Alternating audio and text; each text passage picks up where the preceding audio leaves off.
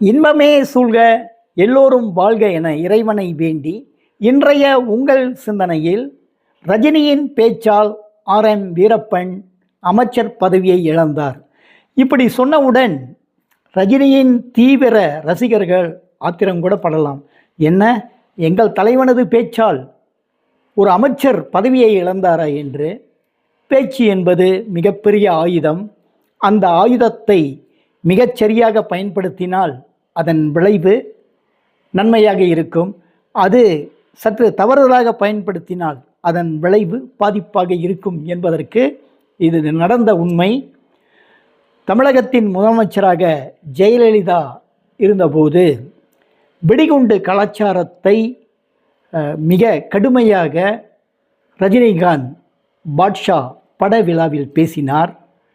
அப்போது அமைச்சராக இருந்தவர் ஆர்.எம். வீரப்பன், அந்த பாட்ஷாவின் தயாரிப்பாளரும் அவர்தான்.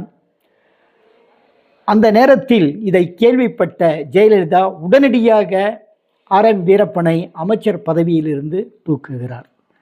அப்போதுதான் ரஜினி உணர்கிறார், நான் பேசியது சரிதான், ஆனால் அமைச்சர் ஒருவரை வைத்து கொண்டு அப்படி நான் பேசியிருக்கக்கூடாது என்று வருத்தப்பட்டு மறுநாள் காலையில் ஆர்.எம். வீரப்பனிடம் சொல்கிறார், மன்னித்து விடுங்கள், என்னுடைய பேச்சால் உங்களுக்கு இத்தகைய ஒரு பாதிப்பு ஏற்பட்டு விட்டது என்று.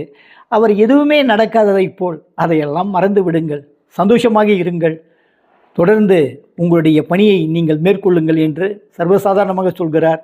அப்போது ரஜினி சொல்கிறார், இது தொடர்பாக நான் ஜெயலலிதாவிடம் பேசுகிறேன், விளக்கம் கொடுக்கிறேன் என்று.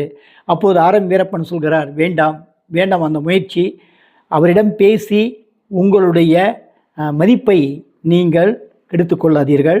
ஜெயலலிதா ஒரு முடிவு எடுத்துவிட்டால் அவர் அந்த முடிவிலிருந்து மாறமாட்டார் என்று சொல்கிறார். ஆக பேச்சு என்பது எவ்வளவு நிதானமாக பயன்படுத்த வேண்டிய கருவி என்பதை நாம் மனதில் கொண்டு அடுத்த வாரம் மேலும் இதுபோன்று ஒரு சிந்தனையோடு உங்களை சந்திக்கிறேன்.